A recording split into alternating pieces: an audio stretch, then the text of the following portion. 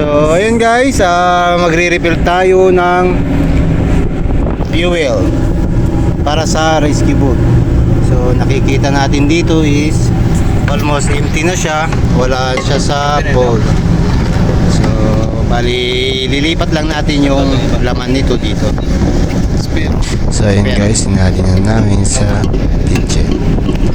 Meron din kaming hand pump, pero ang ginamit namin is yung pitchel pang refill. So ayun guys, hintayin lang natin yung sa mapuno.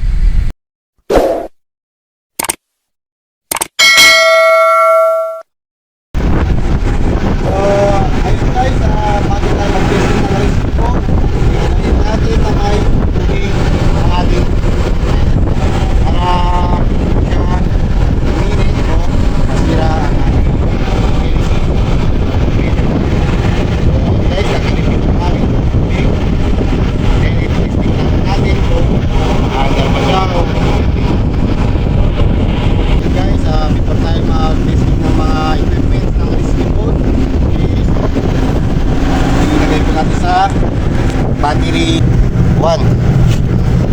1. Okay, so testing natin yung mga searchlight and compass light. So compass light check. Oop, yun ilaw rin yan. Yun ilaw, position on, searchlight. Gamitin natin yung searchlight na tinatawag natin sa guys.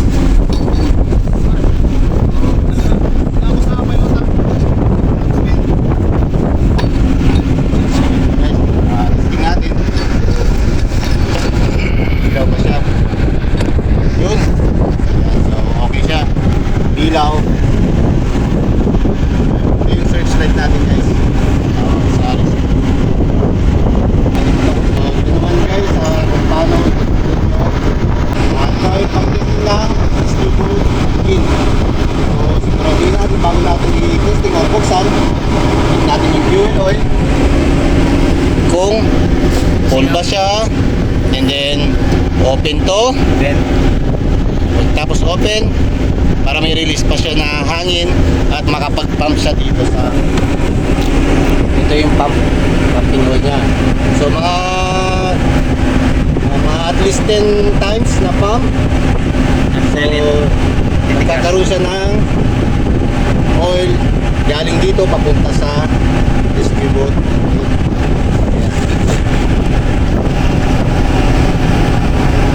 Pagka naramdaman nyo na matigas na siya, pwede natin i-start.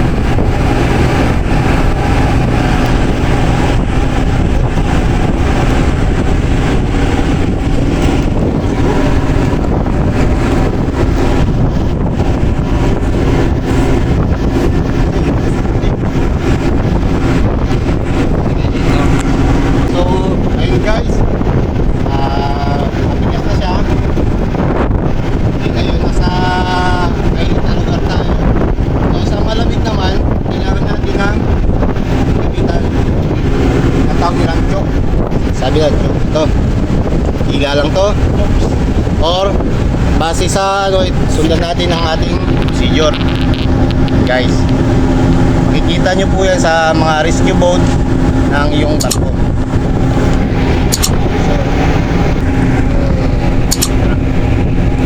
Video na.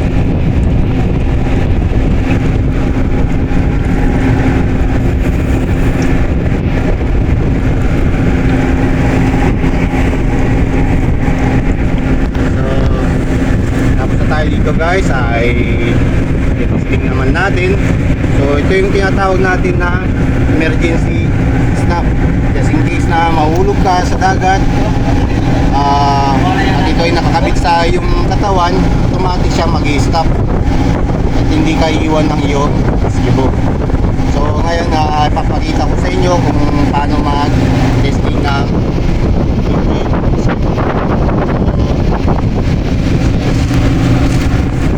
ilagay natin sa ito is naka-neutral. Lagyan natin ng gasolinahan, emulsion. So, ayan, pwede natin i-start. by push.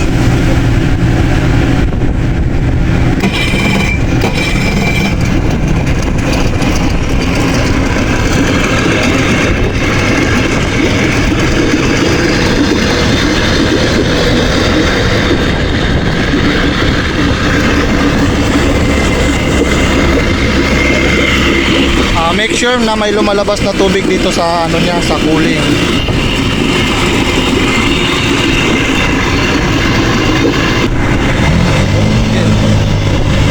guys, testing natin yung emergency system. Ito yung pag-switch, parang sa jeep lang. Ito, testing natin yung emergency system kung mag-start siya ay mag-stop. So, subukan natin. Okay guys, patay siya. So, kanina, ang ginamit natin is button. So, subukan naman natin ang wall. Mag-start siya. So, ganun po ulit ang procedure. Nalagay po natin ulit. Tapos kinaan para pumasok yung ating fuel. Then, manual. So, picture up.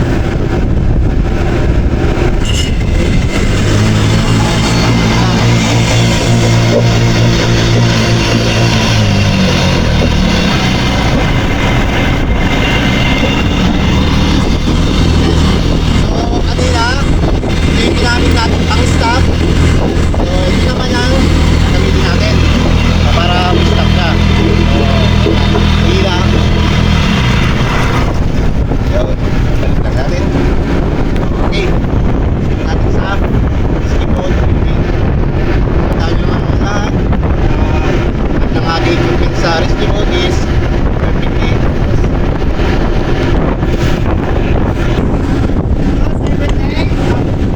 Before charging ha. Don't forget ang train ha. Canopy light. Okay.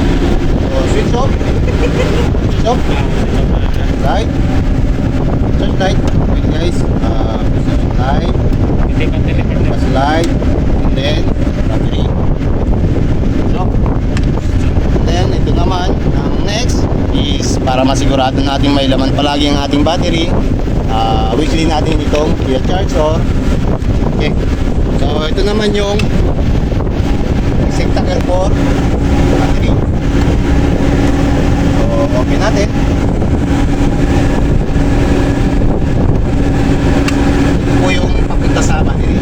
So, ito naman yung source natin na galing sa barko. So, i-charge lang natin. Make sure na naka-off ang ating battery. So, para totally